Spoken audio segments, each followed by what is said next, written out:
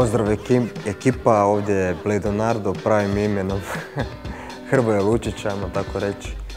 Dolazim iz Zagreba, rođen u Bosni, znači bosanski korijeni, 33 godine i crew Feel the Panic, Sinovi Oktogona, ajmo reći Freestyle Kings i imam članarinu, tako da. Jel jesam? Ne znam da sam dobio ispisnicu, nisam službeno.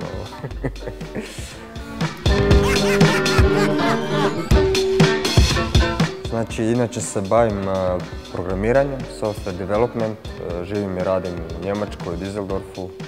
Znači, da, to je moja robija. A u svoje slobodno vrijeme plešem, a ponajviše break.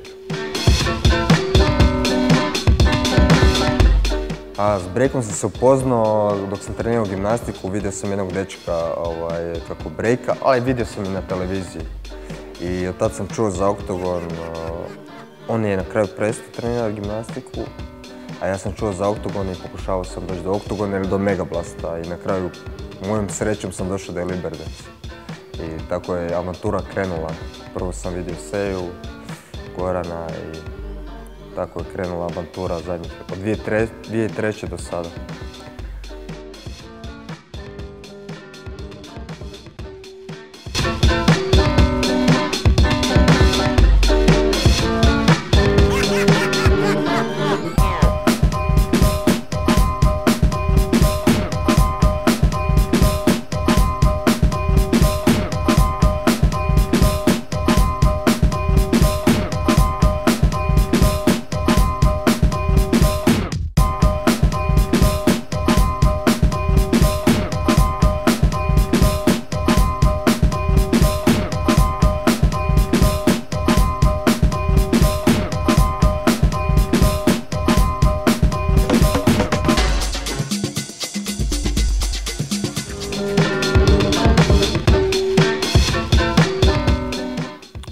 A danas bacam break sam sa sobom, bacam sa hip-hoperima, sa poperima, po Njemačkoj, s akrobatima, znači posvuda i čak i sa lindy hoperima, tu i tamo, kad je drugačija glazba.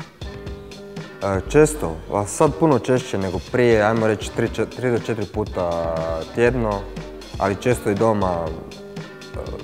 Ajmo reći, nije to break, ali radim stojeve, frizere, ajmo reći break. Znači skoro svaki dan na neki način. A danas ćete vidjeti kako to izgleda kad ja bacim break.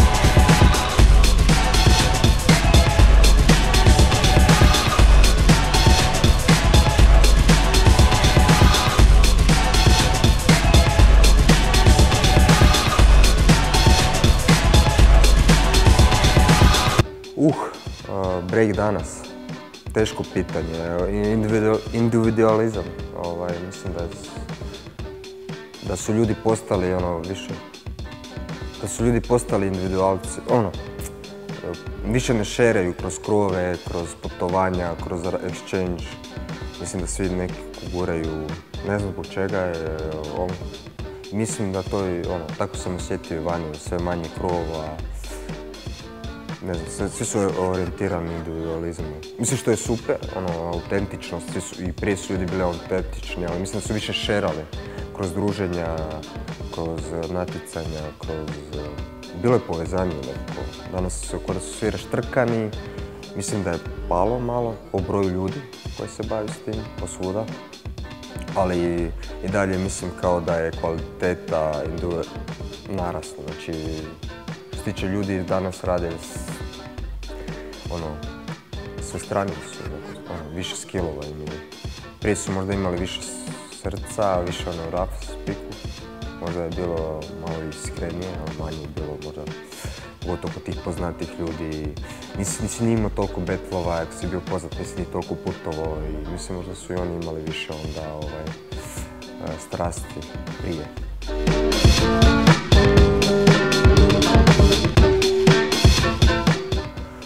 Poruka za mlade breakere, ja ne znam,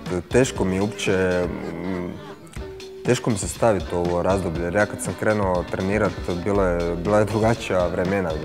Da dođeš do breaka morao si trenirati s ljudima i hangout, tako se širilo znanje. I mislim i danas da predlažem im da pokušaju upoznati što više ljudi, pokušaju putovati što više mogu, trenirati, betlati. Jer jedno je gledati na TV-u, a drugo je upoznati uživo to osjetiti. Tako da bi im preporučio, znam da je takvo vrijeme, da misliš da je sve dostupno i da je to dovoljno. I je, lakše je, ali drugi osjećaj kad ti imaš uživo razmjenu. Meni se sad otvaraju skroz, igrom slučaja sam završio u području gdje ima jako puno plesača i mogu reći da jedno je gledat to na videu, gledajte, Freestyle Kings, ali neka vam to bude samo motivacija da dođete na event.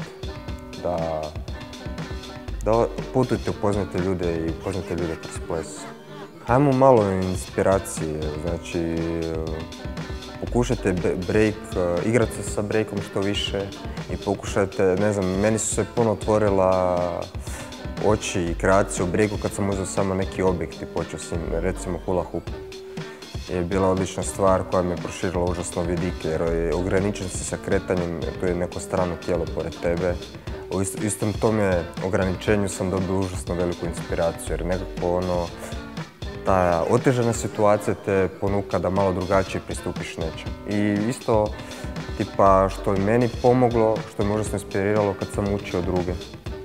Tu sam najviše sam učeći druge, tako da šerajte znanje i pokušajte se staviti u poziciju nekog drugog koji možda ne zna što vi mislite da je jednostavno. I vratite se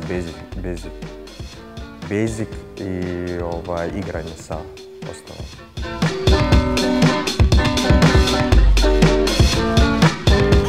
Dragi ljudi, pretplatite se na socijalne medije, YouTube kanale, Freestyle Kings TV-a, uživajte u breaku, podržite kulturu, educirajte se kroz Freestyle Kings TV, to je pravi izvor informacija što se tiče balkanskog hrvatskog breaka.